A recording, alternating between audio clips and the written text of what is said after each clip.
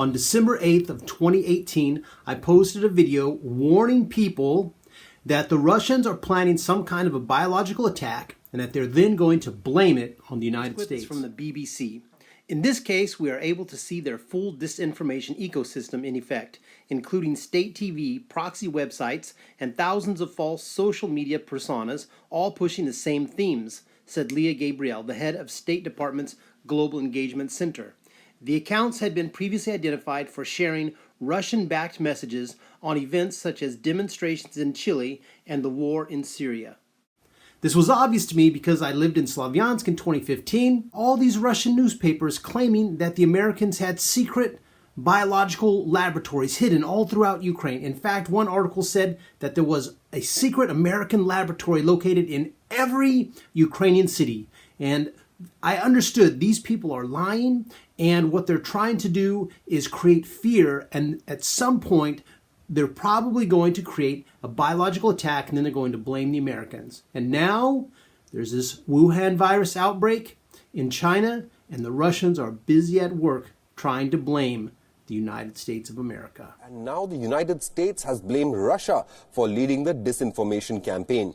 The United States has alleged that thousands of Russian-linked social media accounts have launched coordinated efforts. Through these accounts, Russia is promoting unfounded conspiracy theories that United States is behind the COVID-19 outbreak. Russian malign actors have chosen to threaten public safety, and it would disrupt global efforts to fight this epidemic.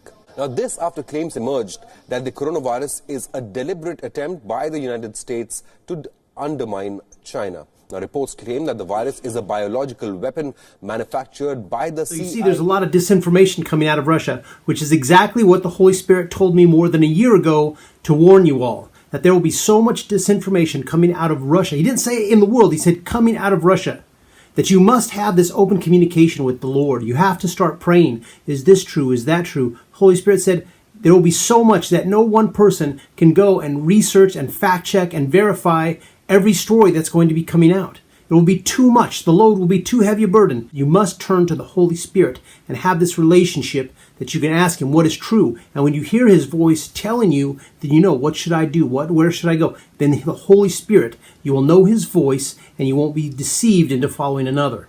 And another thing I want to remind you of is that, along this line of thought, the Holy Spirit many years ago gave me three challenges for y'all. Pray for a healing, pray for a need, and pray for someone to be saved. Listen, you don't even need to hear a voice saying, "It is done." You just pray, and when you see those things fulfilled, you will understand, okay, God hears me, and it will strengthen you to believe God is there, God hears me, and God answers my prayers. And you need to have this kind of a strong relationship with the Lord as we move into these times of trials, these end times. There will be many challenges that are going to come upon us, and you need to have that relationship. If you've never prayed before, start today. This is the man from Modesto reminding you, as always, to pray or be defeated.